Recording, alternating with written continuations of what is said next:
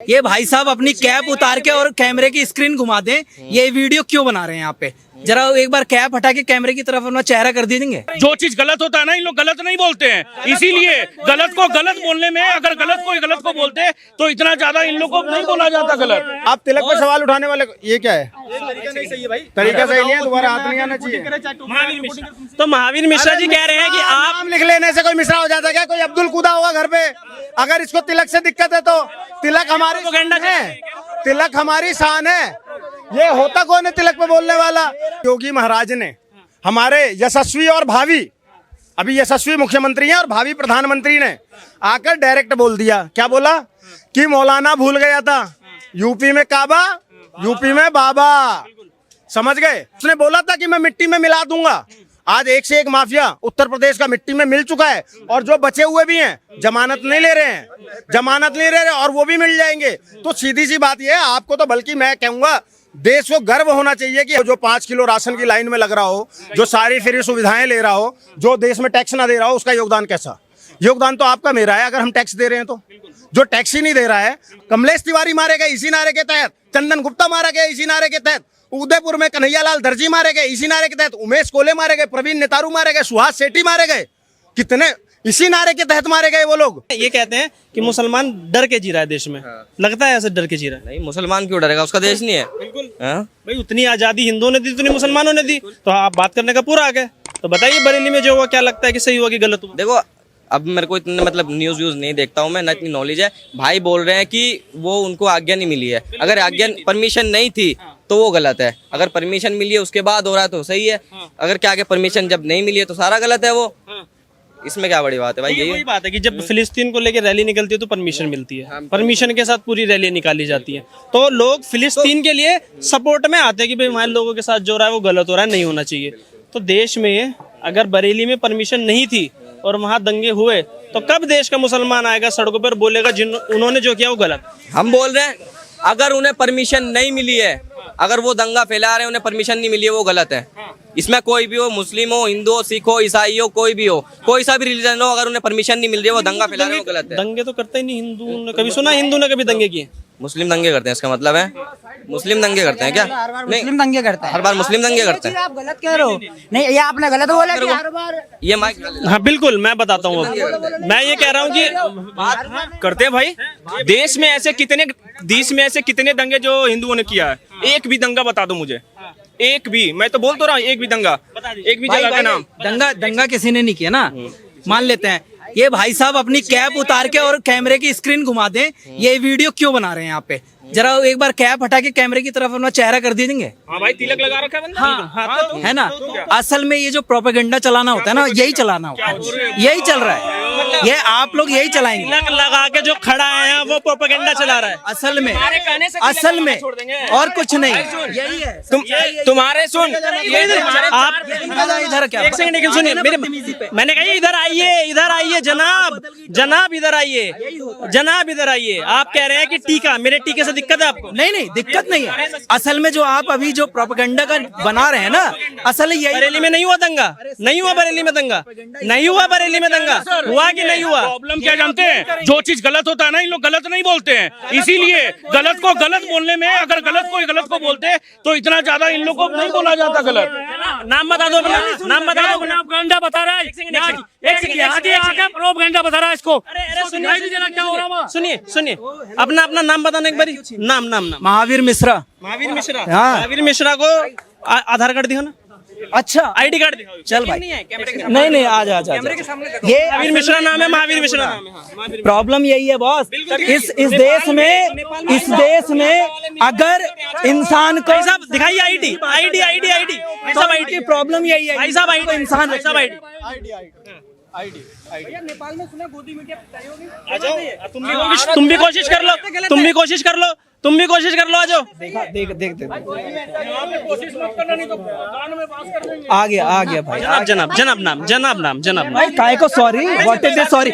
Media person है। अरे हम तो ये कह रहे हैं कि मैं महावीर मिश्रा का एक बार नाम देखना चाहता हूँ। हाँ बिल्कुल, हाँ कि असल में हम भाई की बिल्कुल सकते हैं। दिक्कत ही है आपको कि हम नहीं कर सकते, क्यों नहीं करेंगे बॉस? भाई की बात नहीं, यहाँ तुम डायरेक्ट तिलक पे तो तुम तिलक पे सवाल उठा महावीर मिश्रा को मेरे तिलक से समस्या है। आप तिलक पे सवाल उठाने वाले ये क्या है? तरीका सही नहीं है, दोबारा हाथ नहीं आना चाहिए। महावीर मिश्रा तो महावीर मिश्रा जी कह रहे हैं कि आप नाम लिख लेने से कोई मिश्रा हो जाता है क्या? कोई अब्दुल खुदा होगा घर पे, अगर इसको तिलक से दिक्कत है तो तिलक हमारी शान है, तिलक हमारी शान है। ये होता कौन है तिलक पे बोलने वाला? कोई मिश्रा लिखकर आ जाएगा तो तिलक वाला हो जाएगा क्या? अब एक बात बताओ, मैं ऐसे बताता हूँ, अब इसका प्रोपेगेंडा अभी यही ध्वस्त कर देता हूँ। एक राजकुमार भाटी भी है, एक राजकुमार भाटी भी है, अपने आप को गुजर बताता है, फिर राम जी के बारे में गलत बोलता है। एक तुम्हारा ये क्या नाम है, चंद्रशेखर है। इनको सबको देखो ना, इनका वही है, ये दीनहीन के है नहीं ससुरे। यहाँ आके ये तिलक पे सवाल उठाएंगे।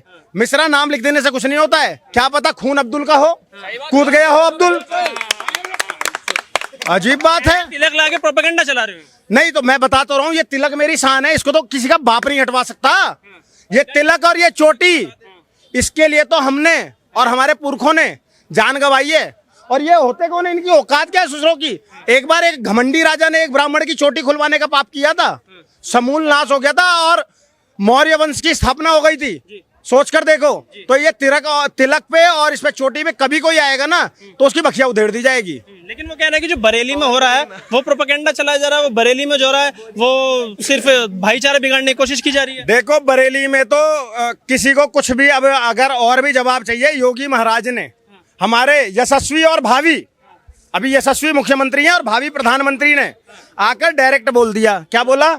कि मौलाना भूल गया था, यूपी में काबा, यूपी में बाबा।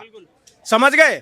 आप वहां पर अराजकता फैलाओगे, आप वहां पर फालतू की हरकतें करोगे तो आपका पिछवाड़ा लाल किया जाएगा और बुलडोजर भी चलेगा ही चलेगा। और मेरी बात सुनिए, बहुत क्लियर सा बोलता हूँ, मुझे किसी से समस्या नहीं है। आप आई लव करके जिस मर्जी का लिखो, जिस मर्जी को हाईलाइट करो, मुझे कोई दिक्कत नहीं है, लेकिन कानून से चलेगा ना देश।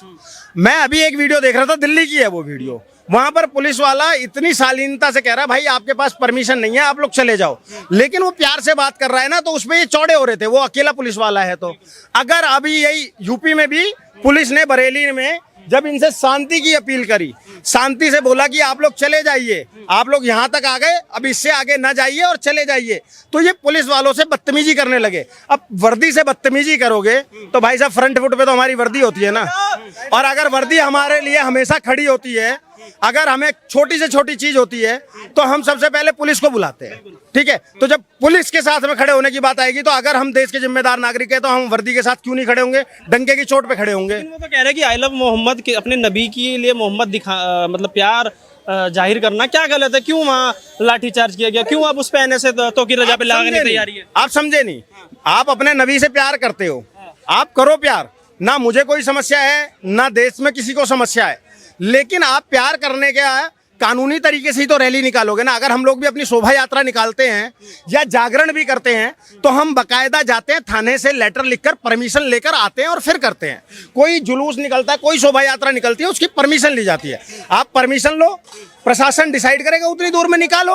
आप अपने नबी से प्यार करो, आप अपने अल्लाह से प्यार करो, आप जिससे भी प्यार करते हो, हमें कोई समस्या नहीं है, हमें बिल्कुल समस्या नहीं है। आप आई लव मोहम्मद लिख रहे हो, हमें कोई समस्या नहीं है, हम भी तो आई लव योगी लिख रहे हैं ना, फिर आपके पेट में क्यों दर्द हो रहा है?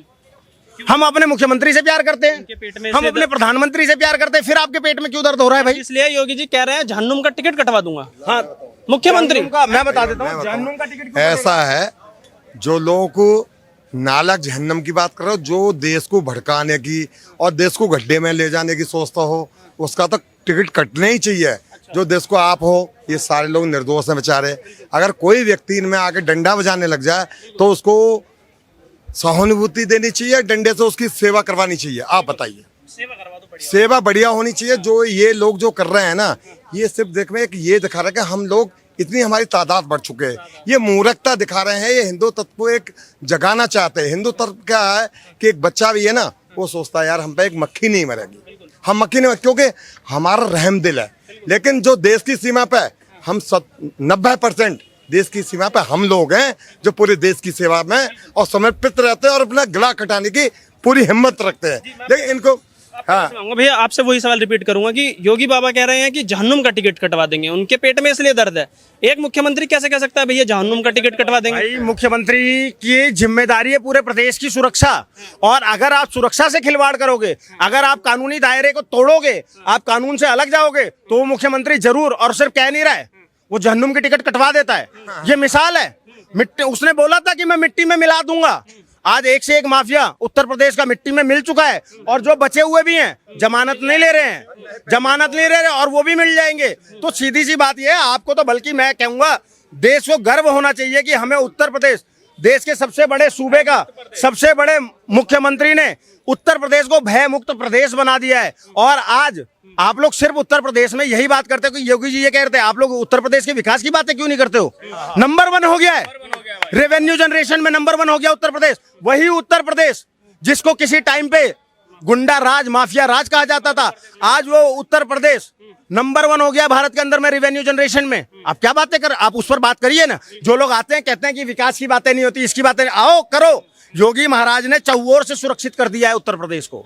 और जिस दिन मैंने इसीलिए अपने वक्तव्य में शुरुआत में कहा था, यशस्वी मुख्यमंत्री और भावी प्रधानमंत्री जिस दिन वो भारत की गद्दी पर बैठेंगे, जैसे मोदी जी बैठे हैं, अभी तो विकास अभी थोड़ा सा स्लो चल रहा है, मतलब विकास की अभी रफ्तार वंदे भारत वाली है, और जैसे ही योगी जी बैठेंगे ना, बुलेट ट्रेन वाली रफ्तार आ जाएगी। आपने कहा उत्तर प्रदेश नंबर 1 बन गया रेवेन्यू जनरेट करने में, तो दूसरे वालों का भी योगदान होगा थोड़ा बहुत, टोपी वालों का, कि नहीं है? यार आप अजीब बातें कर रहे हो। आप मेरे से सुनना क्या चाहते हो? एक बात बताओ, जो 5 किलो राशन की लाइन में लग रहा हो, जो सारी फ्री सुविधाएं ले रहा हो, जो देश में टैक्स ना दे रहा हो, उसका योगदान कैसा? योगदान तो आपका मेरा है, अगर हम टैक्स दे रहे हैं तो। जो टैक्स ही नहीं दे रहा है, अब यहाँ पर कोई एक ज्ञानी आ जाएगा, कहेगा टैक्स तो सारे देते हैं, इनडायरेक्ट टैक्स तो सारे देते हैं। अरे भाई आप इनडायरेक्ट दे रहे हो, हम इनडायरेक्ट और डायरेक्ट दोनों दे रहे हैं, हम दोनों दे रहे हैं। और हमारे टैक्स के पैसों पर पल के कुछ लोग हमारे ही देवी देवताओं के खिलाफ बोलने लग जाते हैं, तो उनका क्या ही वो है योगदान? उनका कोई योगदान नहीं है। वो सिर्फ और सिर्फ फ्री की लाइनों में लगेंगे, 5 किलो राशन लेंगे और निकल जाएंगे। हाँ जी, तो रजा पे जो अगर बात करें हम, तो ये सर तन से जुदा का नारा मोहब्बत वाला तो है नहीं भैया। सर तन से जुदा का मतलब कि ये हिस्सा नीचे। भाई साहब इंतजार भैया, इंतजार किस बात का? गृह मंत्रालय लिया है ना तौकीर रजा का, उसके लिए मैं एक बात बोलूंगा, तौकीर रजा के अपमान में, तौकीर रजा के अपमान में एक बात बोलूंगा, और डंके की चोट पर बोल रहा हूं कि यूपी पुलिस तुम लठ बजाओ, हम तुम्हारे साथ हैं। और यूपी पुलिस ने वैसे ही लठ बजाया है, और तौकीर रजा भी जेल में है। जेल से बाहर आते ही तौकीर रजा के हाव भाव, चाल ढाल सब बदले हुए नजर आएंगे, ये देख लेना। तौकीर रजा वो अराजक व्यक्ति है जो बार बार देश में, खास करके विशेष समुदाय जिसको बोला जाता है, सो कॉल्ड विशेष समुदाय, ठीक है, शांति प्रिय जिसे बोला जाता है, उसको भड़काने का काम करता है, उसको सड़कों पर लाता है, और जब उन पर लठ चलते हैं तो खुद भागने लग जाता है। लेकिन इस बार यूपी पुलिस ने धर दबोचा। हर बार ऐसे ही करता था वो, कि इन पे तो बेचारों पे लठ बजवा देता था, इनको कम पढ़े लिखे होते हैं, इनको बहका कर ले आता है सड़क पे और इनसे उपद्रव करवाता है, और उसके बाद में होता क्या है, खुद बच के भग जाता था। इस बार यूपी पुलिस ने पकड़ लिया, और बढ़िया से पकड़ गया। और मैं बता रहा हूँ, गुप्त सूत्रों से खबर आई है, बंदर का भी पिछवाड़ा इतना लाल नहीं है जितना तौकीर रजा का हुआ है। अच्छा। हाँ, मुझे, मैं आपसे आखिरी सवाल करता हूँ, क्या ये गृह मंत्रालय कौन सी गोली खा के सोया हुआ है कि ये जो सर तन से जुदा का नारा है, किस बात का इंतजार है? ऐसे नारों पर प्रतिबंध क्यों नहीं लगाया जा रहा? 56 इंच की जो सरकार है, 56 इंच का जो सीना है, वो सीधा सीधा गला काटने की धमकी देता है। अब इंतजार क्या करो, किसी का कट जाएगा बहुसंख्यक का, तब करोगे सारी चीजें। मैं आपके सवाल के लिए आपको धन्यवाद देता हूँ, साधुवाद देता हूँ।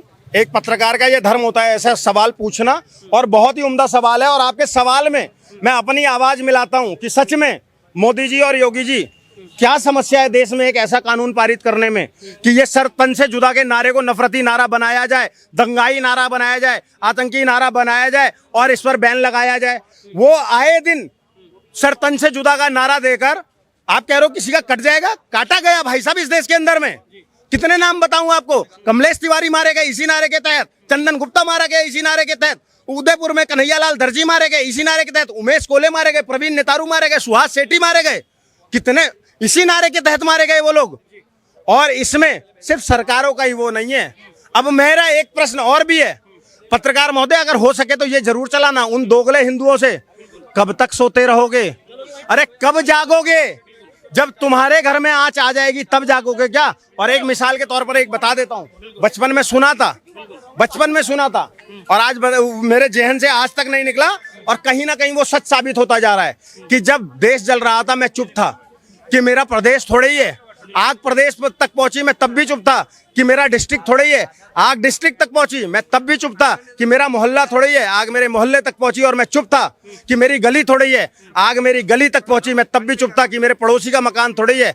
आग मेरे पड़ोसी के मकान को जला रही थी और मैं चुप था कि मेरा मकान थोड़ी है। और जब आग मेरे मकान को जला रही थी तो कोई बचा ही नहीं था। तो मैं सोए हुए हिंदुओं तुमसे यही बोल रहा हूँ कि आज इतनी लाशें तुम देख चुके हो और उसके बाद भी सोए हुए हो, तो वो मंजर ना आ जाए कि जब तुम्हारे घर आग पहुंचे तो कोई बचा ही ना हो, इसलिए जाग जाओ। आखिरी सवाल, योगी आदित्यनाथ सरकार जो कार्रवाई कर रही है, जो जहन्नुम भेजने की बात कर रही है, संतुष्ट हैं या और माहौल खराब होगा? मैं पूर्ण रूप से संतुष्ट हूँ।